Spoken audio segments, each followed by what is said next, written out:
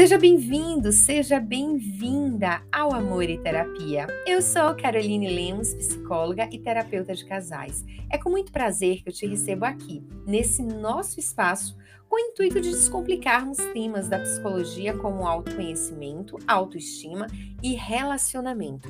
Para você que ainda não me conhece, entra lá no meu Instagram, @caroline.lemosf. Vai ser um prazer te receber por lá. Para você que já está aqui, que me acompanha há um tempo, aproveita e deixa lá as estrelas para que eu saiba que você está curtindo esses episódios e que faz sentido para você.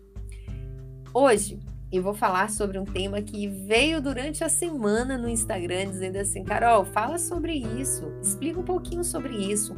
Muitas pessoas elas me perguntam sobre como sair da procrastinação, como ter uma vida mais equilibrada, como conseguir construir uma rotina, como sair de alguns fatores que podem ser prejudiciais. Tem uma coisa que eu aprendi muito, que é prazeres momentâneos e prazeres a longo prazo. Quando nós temos um propósito de vida, nós conseguimos alinhar a nossa disciplina, nós conseguimos ter uma rotina. E quando eu falo sobre rotina, isso inclui também o relacionamento. Por quê? Pessoas que são desorganizadas, pessoas que procrastinam muito, são pessoas que não conseguem ter uma rotina, nem na relação, de dar atenção, de dar carinho, de estar ali presente na relação, acaba fazendo tudo de qualquer jeito, porque está sempre sobrecarregado, está sempre tendo coisas para fazer e nunca está ali o tempo disponível para as outras coisas. Uma vida organizada é uma vida com equilíbrio, é uma vida que você consegue olhar para as áreas da sua vida e você consegue se sentir leve diante dessas áreas, porque você está entendendo que está fazendo o que pode ser feito. A procrastinação, ela tem diversos fatores que podem te levar à procrastinação. E um dos fatores, ele pode ser uma ferida emocional, que é quando eu não quero enfrentar aquela situação por medo do que vai acontecer, ou porque aquela situação ela me traz algumas coisas do passado, então eu prefiro não enfrentar. E aí eu fico procrastinando pelo medo de não ser aceita, pelo medo das críticas, eu começo a procrastinar aquilo ali. Então não resolvo aquele problema justamente pelos medos que eu tenho diante daquela situação. E aí o que é que acontece? Eu sempre vou jogando as coisas para trás. Para eu resolver esse fator de procrastinação que tem a ver com a minha história e com uma ferida emocional, que é algo muito mais profundo, eu vou precisar começar a analisar o meu comportamento, a olhar para mim mesma, olhar o porquê nesse momento eu não consigo fazer isso. O que é que está me levando a não querer fazer isso? Muitas pessoas acreditam que a procrastinação é só uma preguiça, eu não quero fazer, mas não. Toda procrastinação ela tem um fator por trás, um fator que é determinante. Ou porque é uma coisa que é chata de fazer, então eu começo a procrastinar fazendo outras coisas justamente porque eu não quero fazer aquilo, porque aquilo não tem um sentido para mim, ou porque é algo que me gera muito incômodo. Nós, seres humanos, temos o costume de fugir de tudo que traz incômodo, de tudo que nos tira da zona de conforto, de tudo que, de alguma forma, nos vai nos balançar um pouquinho ali diante daquela situação. Vou trazer um exemplo para vocês. Eu detesto fazer a parte burocrática da clínica, que são os boletos, que são a parte do financeiro, enviar documentos para contador, fazer essa parte burocrática. Antes a agenda, hoje tem uma pessoa que cuida da parte de boletos, da parte de agenda para mim, mas na época eu detestava fazer isso. E eu me pegava muitas vezes arrumando o guarda-roupa, arrumando os livros, tirando a poeira dos livros no momento que eu precisava fazer isso.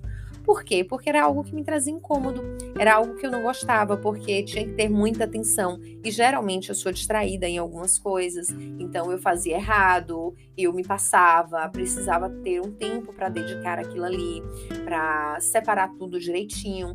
Então eu acabava me estressando diante dessa situação. Por quê? Porque tinha que ter muita atenção e geralmente eu me perco em algumas coisas que precisa ter muita atenção. Atividades muito monótonas são atividades que eu não tenho paciência para fazer. E aí eu comecei a identificar isso. Como, Carol?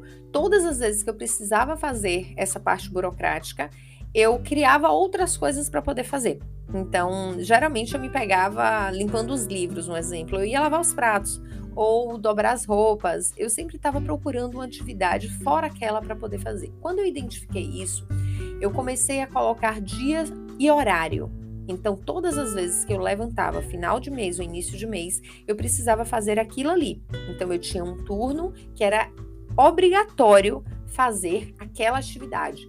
E isso estava pontuado na agenda. Então, eu comecei a me obrigar a fazer aquela atividade. É um prazer momentâneo? Não. Naquele momento, aquilo não é prazeroso para mim. Aquilo é chato, aquilo é desgastante. Aquilo não me faz bem. Mas com o tempo, eu passei a entender que aquilo é uma obrigação.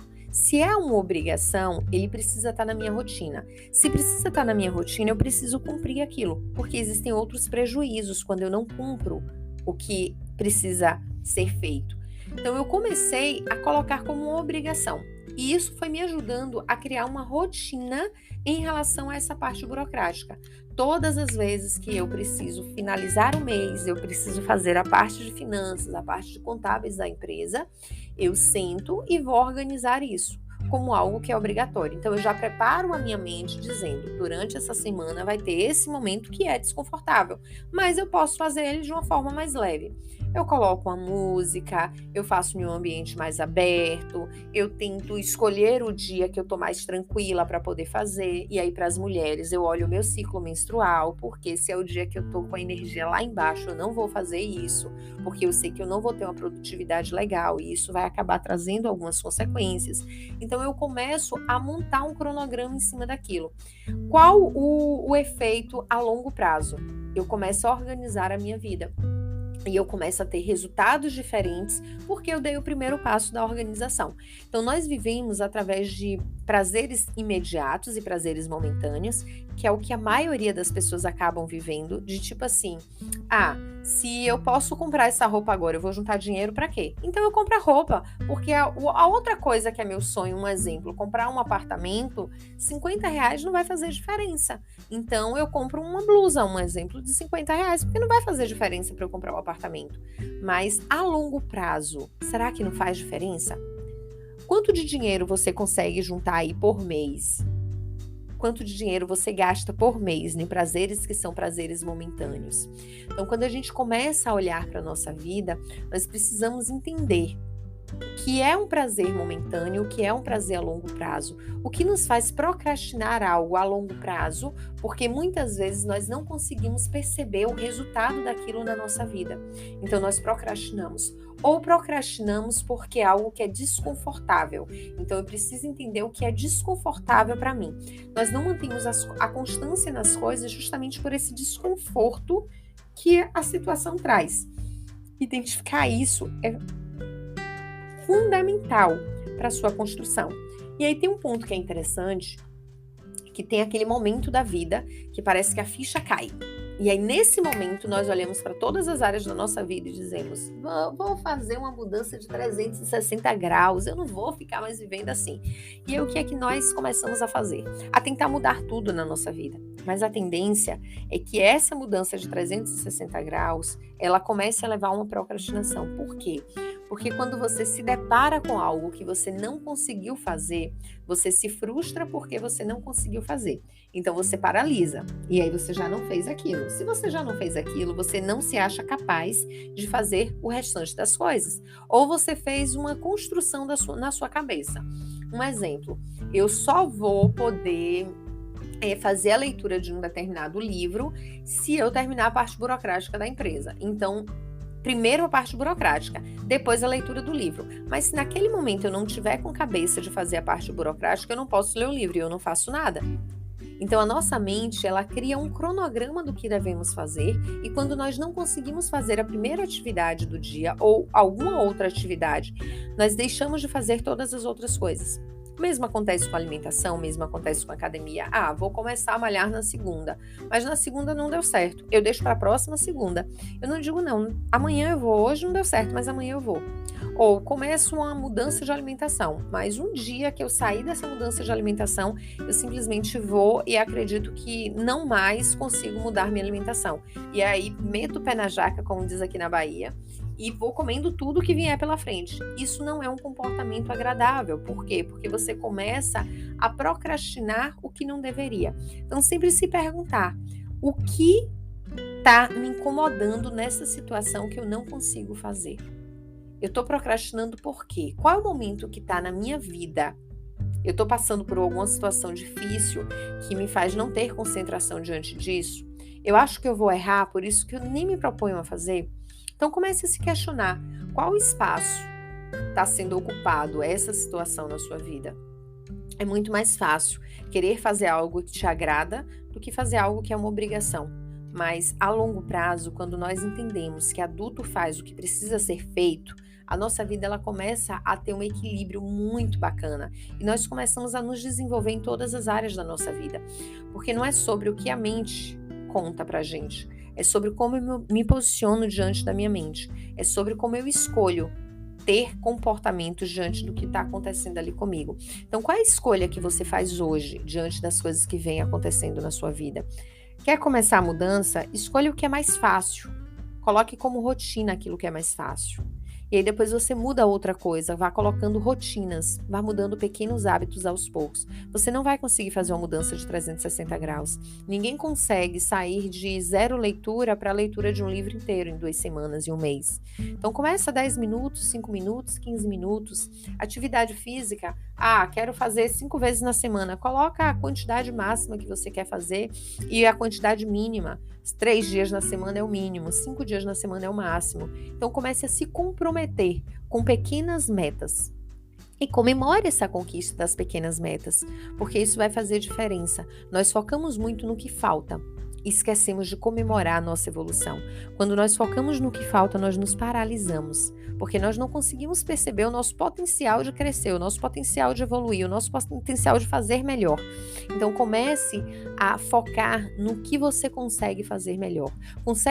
Comece a focar na sua construção.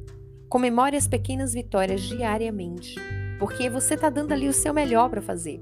E sempre que se deparar com algo que você está procrastinando, se questione o que é que tem por trás dessa procrastinação.